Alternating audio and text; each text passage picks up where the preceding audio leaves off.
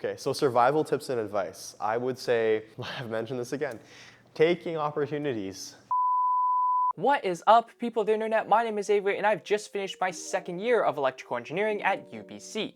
But throughout my second year, I always wondered what second year was like for all the other engineering programs at UBC. So I reached out to a bunch of people, and in this video, we'll be covering almost everything you need to know before heading into second year chemical and biological engineering. Timestamps will be in the description below if you want to reference certain parts of this video again in the future. And without further ado, let's dive into second year chemical and biological engineering at UBC. So my name is Colton, and I finished my second year in chemical and biological engineering at UBC. So I was interested in CHBE for various reasons. I mean, I was kind of stuck choosing my second year choice. I didn't really know what I wanted to do, number one. And I thought CHBE was really good because it offered a lot of solutions that I could get into. So the field exists everywhere in industry. So I thought that was really cool. Number two, I wanted to do something with environmental sustainability, right? And so CHBE offered, with the biological stream as well, it offers a way to, I think, make processes more efficient or make things more sustainable in industry. So I like that idea, and that's why I also chose it. Number three, I met Professor Potvin, and I liked talking to him a lot. And he talked about the joys of biological engineering and his program. So I really liked that, and that's number three, why I chose CHBE. Yeah, so I took 6 in the first semester, and I took 5 in the second semester. So in a second year course load, usually in first semester you take 7 courses, and second semester you take 6. CHBE 201, yes, my technical communications course, and my professor was Mike Schoen. And I really like this course because it kind of looks at communication in engineering.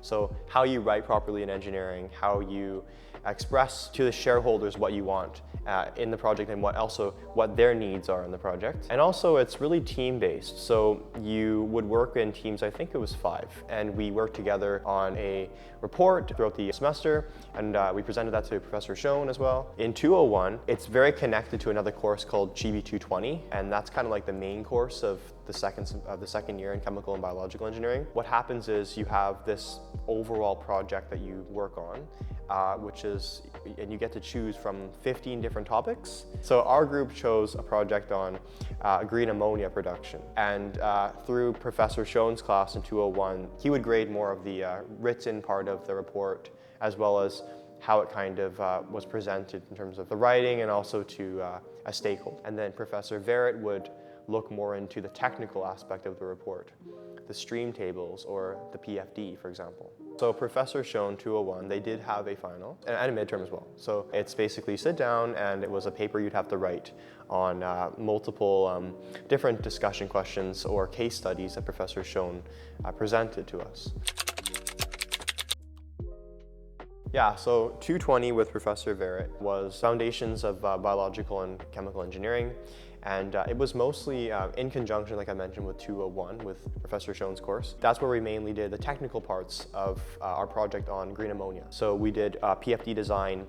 Professor Verrett went over some basic chemistry with us, yet again, like some pH measurements and calibration curves, etc. But he also went over the principles of how you create a PFD, for example, safety in engineering, as well as sustainability in the PFDs, like recovery streams, for example. So it was more on how you actually produce the technical side of a report for a proposal to a stakeholder. Yeah, so we did have tutorials, but it was more of a continuation of lectures, and that we would go over concepts we learned in lectures in more detail and do some practice problems as groups. So 220, there were exams. In the exams, there's a short multiple choice part as well as a written part. And they're worth about 50-50 of the exam. Everything's on technical questions, whether that be calculating some type of chemical reaction or figuring out some safety aspect in a PFD that's missing. And in the longer questions, it could be, for example, like rice tables, ice tables, things like that. So just basic things with chemical processes. So CHBE 241, I like the course a lot. Ali Reza was our professor. Basically, the course was kind of like you'd come into a lecture and you would listen to Ali Reza talk about energy balances and also material balances. So the course first started off with material balances, and then it progressed to energy balances toward the end. As well as just the lectures, we also had the tutorials in which we would meet actually in this room and we would go over more questions with energy balances as well as material balances. So during tutorials, we would have iClicker questions, and we would also have some pop quizzes sometimes. And we had a midterm as well as a final in that course. I remember the final being quite heavily weighed in that course, and it's definitely something that you should prepare for. I think what it was bi-weekly we would go into do an actual lab. So you would have 1 week to prepare for the lab, so do your pre-report and everything else, procedure. You'd work in groups to do this. And then the other week you would go into the actual lab and do your experiments, and then afterwards you'd have the third week to write your post-lab report basically for the professor. So we would work in the CHBE building. We'd go upstairs into the labs and we would work on, for example, pipetting experiments, I think was the first one, as well as we did a concentration experiments. We did like a reflux, I think. So some basic laboratory procedures that we worked on, and you would have reports to write after the labs, as well as pre-lab reports to do, and we didn't have a final exam for that course. Although I didn't take Chem 250 this year, I know that the professor was Professor Monga, and talking to peers of mine, other people in CHBE, they said the course was kind of difficult, to be honest. More difficult than Chem 260, the organic chemistry, and that there are a lot of things to memorize in that course. For example, you have to memorize ligands in that course. And I believe the course did have a midterm and final as well. So I definitely liked OChem, that's for sure. This was a really good professor. His name is Jay Wickenen. Highly recommend this professor. What would happen is you'd go into his course, into his lecture. Jay would recap the course, which is really good, like the previous lecture. And we would talk about different types of organic chemistry. For example, I remember Jay mentioning to know how to write benzene rings. That was the first thing he mentioned a lot. But we would look at all the mechanisms, for example, SN1, SN2 reactions, E1, E2 reactions. That's the main focus of the course, are those 4 reactions. And we would look at IUPAC naming, for example, reviewed some basic chemistry knowledge you would have in high school. Yeah, it was mainly focused just on the mechanisms, honestly. And we would look at chirality centers, we looked at stereochemistry, isomerism, we looked at bond energies, for example, as well. That's basically what covers in that course. We had a final exam as well as a midterm.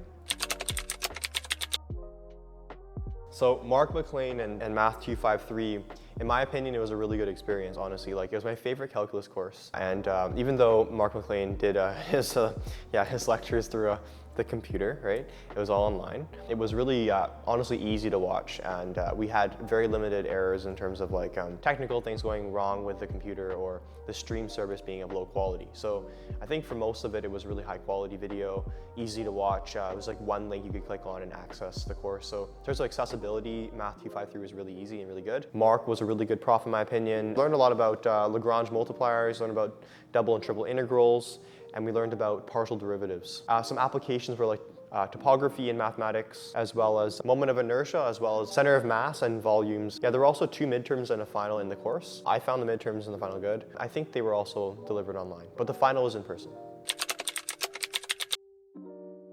Yeah, so CHBE 221 builds on CHBE 220. In the first semester, I kind of felt that it was more chem directed, and that 220 focused on more of the chemical aspects of engineering, chemical processes and stuff like that. 221 is more biological, and semester 2 was more wrapped around the biological side of engineering and genetic engineering. So in 221, that was with Gabriel Potvin, really good professor, as I've mentioned. He covered genetic engineering with us, he covered evolution with us really briefly, he covered specific growth rates and biological reactor design. We did the mode model as well as a Langmuir isotherm, so lots of isotherms in the course as well. And we looked at, for example, like pH and temperature conditions for different bacteria and different types of organisms. We looked at tRNA, we learned about rRNA, we learned about mRNA. So yeah, so the tutorial in 221 was kind of like the tutorial in 220 in that we come back to the same lecture hall and we'd work on practice problems with the professor and the TAs. Questions that would be on the midterm, for example, and final. I would highly recommend looking at those questions as well as just really paying attention coming to class for 221, because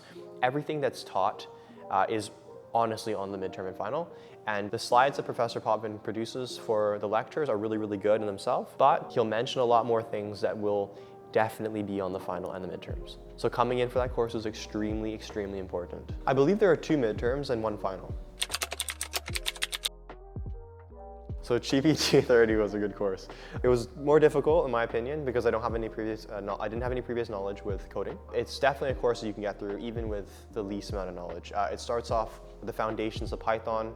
The first few lectures are just on understanding basic strings, different things you can do with Python, how to write the code, and later on it goes into more computational type methods. For example, like we look at methods to predict integrals, we look at methods to predict derivatives, we look at Simpson's rule, we look at trapezoidal rule, for example, we look at Lagrange method, we look at the Roncada method, different methods like that to analyze data. It's more of like, how do you use the programs they provide you to analyze data or analyze graphs, as opposed to you coding it yourself and understanding every syntax in Python and understanding all that stuff. The professor was pretty okay in my opinion, but it was definitely harder to understand in lectures or really big lectures, and I'd highly recommend just getting closer to the professor to understand him better. Sometimes it was a little bit not very engaging in the course, but I would still recommend attending lectures because it's really important to understand things that professors mention in their courses that will help you on the final. The tutorials are really, really good in that course for 230. The TAs are really, really helpful in my opinion. Yet again, we covered more questions based on the lectures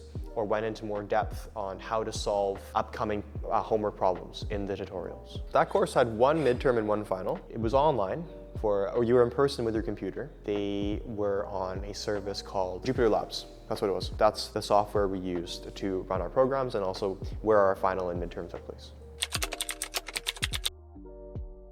So CHBE 244, the professor was Professor Sabas, and I like this course a lot. The professor was pretty good in my opinion, and I would say you should prepare for this course if you have time. Review some basic thermodynamics, understand the rules in thermodynamics, and understand entropy for this course, because the course starts off quite easy, but it progresses really, really quickly. By the end, if you don't know what you're doing, if you're not attending lectures, you're definitely gonna be stuck. The midterm and the final are weighed very heavily in this course. The midterm, in my opinion, is harder than the final.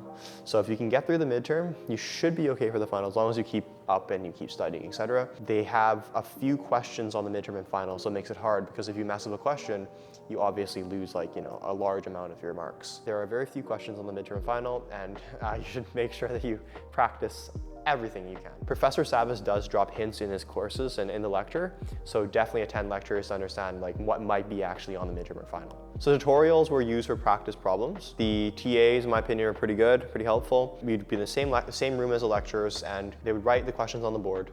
You would also have it on Canvas, and you'd submit everything on Canvas for that course. Yeah, it was just working through different practice problems that might be on the midterm and final as well.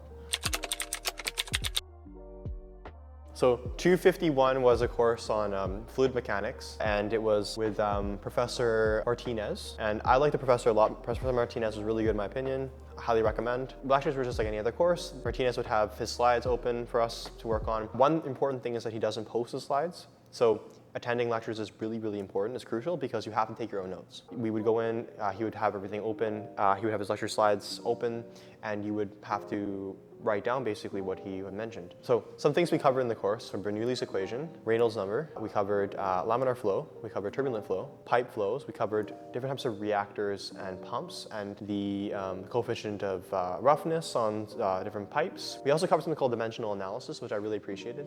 It's really helpful, and Martinez really does a good job presenting that one. So tutorials were dedicated to going over topics that could be on the exam yet again, or could be on the midterm.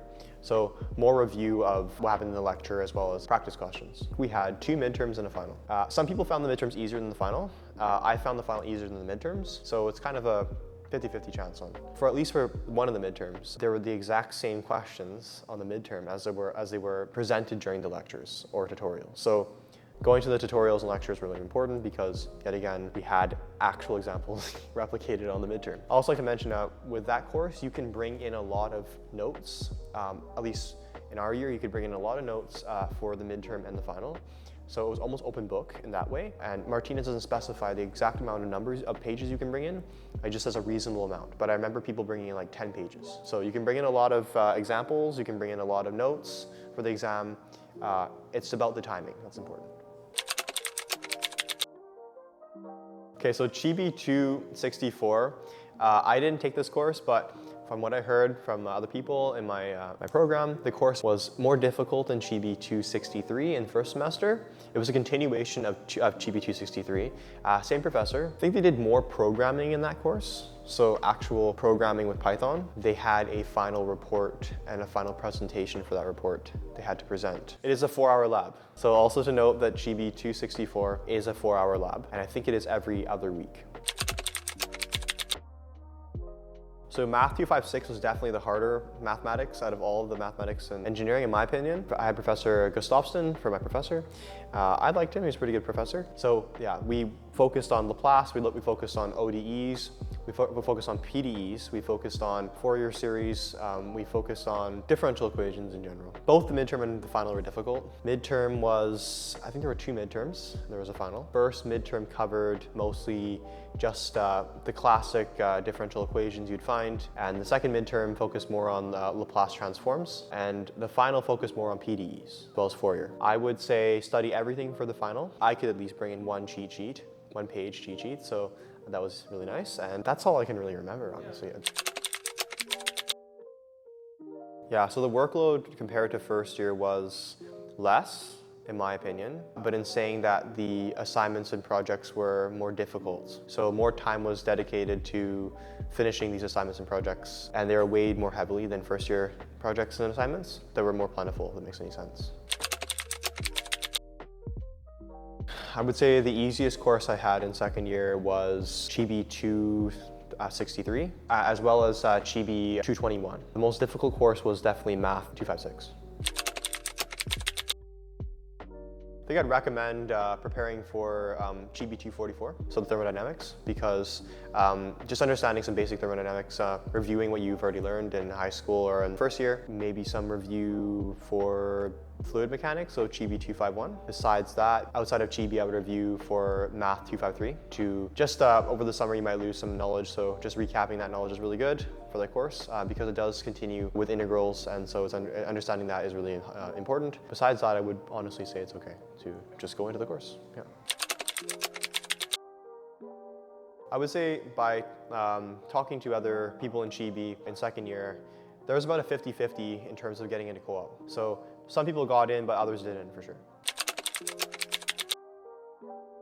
I think that going through co-op is really important still, and I did have, honestly, I did debate, and sometimes if I would want to continue with co-op or not before I got my job. I did an internship with the company I work for now, so getting that job this year was relatively easy and also kind of more on my part. Co-op is not something that you get into and then you get a job right away, right? So they don't do the work for you. They'll support you in finding jobs and they'll give you opportunities, for example, like industrial nights just for co-op. And I did go to those and they were really good because a lot of companies come out, they like co-op students, but it's up to you to apply to those companies and also network properly with them. So just because you get into co-op doesn't mean you're gonna get a job.